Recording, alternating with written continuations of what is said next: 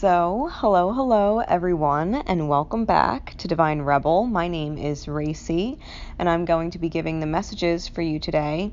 For those of you who are new to me and the channel, please be aware I have no filter, and I do not sugarcoat my messages.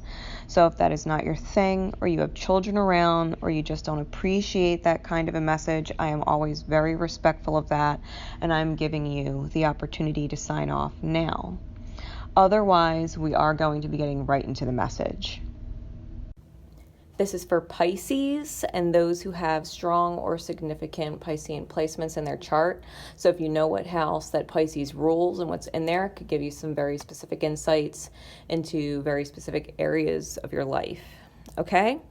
With that said, Pisces, your milestone for October, we have the Death card, which is a huge transformation, which, going into October, whatever your reality is going to be completely different by the end of the month, whether that's completely on an internal level, where you're feeling through your own darkness, right? You're feeling through with the octopus energy and using your discernment, right? With the third eye, using your discernment and what you're seeing in the outer reflecting back at you, because I think you're aware that this is healing on a very deep level for you, okay, with what you're seeing as far as the reflection, right? The reflection of the divine mirror with your experience.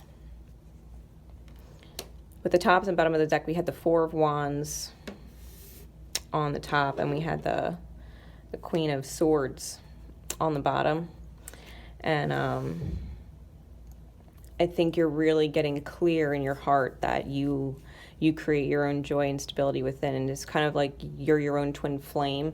It's that kind of energy. It's knowing that vibration first. So as we get into the cards, like the Four of Pentacles with the Nine of Cups, this is holding on to wish fulfillment, right? This is holding on to wish fulfillment. It could also be like stashing things that you think make you happy, you know what I mean? But it's not full, like it's not a full 10 of Cups, like buying things you don't need kind of thing on a physical manifest level, what this energy might be appearing as. But it's holding on to this idea of wish fulfillment. And with the moon and the illusion clarified by the Eight of Swords in the reverse,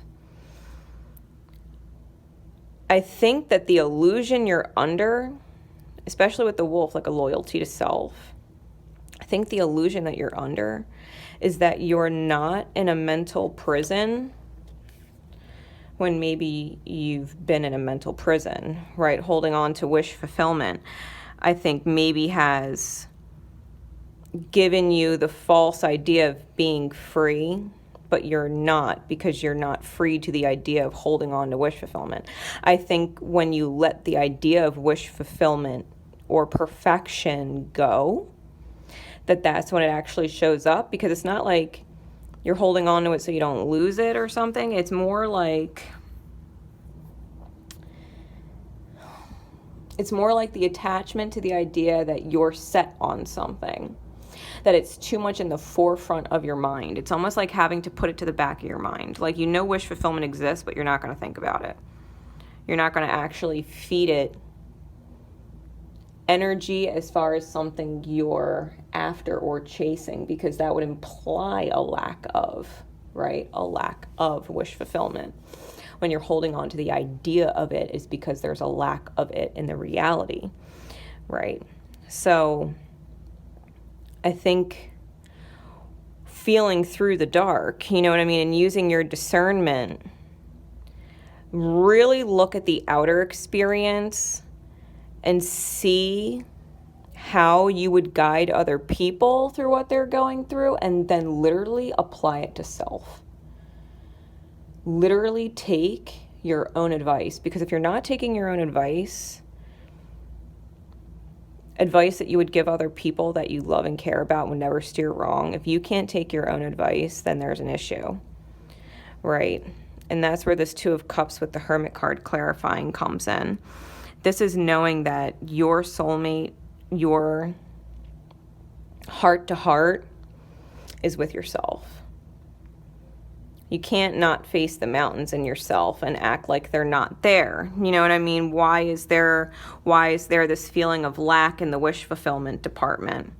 Right? And when you address the fact that your life in its entirety, good, bad, and different, and all the gray in between, is a heaven-sent gift to teach you, right? This is card number 33. It's the master teacher.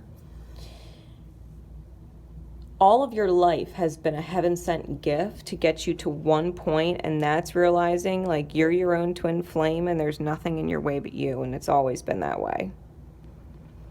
It's always been that way. There's never been anything in your way but you. And so that's why this transformation is so necessary, because you can't necessarily stay in your way anymore. And so it's remembering gratitude. It's fully appreciating the invaluable lessons that life has lovingly presented to you. You know what I mean? All of it, being grateful for it, because, you know, if you got to do this experience and learn that, and you got to do this experience and enjoy this, and if you got to have this experience and live that experience fully, then you can look back and say, okay, I've experienced everything fully. I've learned or enjoyed from everything. So what else can I create, right? What else could I create? And it is the wish fulfillment that you're creating. It is the wish fulfillment that you're creating. It's the conscious focus. It's about putting it into a subconscious level that your wish fulfillment is good and you don't need to worry about it, because it'll show up when you're ready. When you're ready to be completely open, right? To be completely clean slated. You've got to be able to come out of the protective shell, right? Come out of the protective shell and let your mind and your heart kind of connect and love each other. You know, your masculine and feminine duality within the self. That if you can create joy and stability within yourself as an individual, that you could also create it with someone else, because you wouldn't necessarily have to change. They would just fall in love with who you are because you're in love with who you are, right? And they would just want more of that because you're you. They just want more of you, right? So Pisces, I hope this helped. For those of you who know where Pisces falls in your chart and what house it rules, I hope you understand that on a different level, right? That helps you on a different level. And I'm here if you need me. So until next time, guys, Divine Rebel Racy signing off. Remember always to love each other, and most importantly, love yourselves. Take care, guys.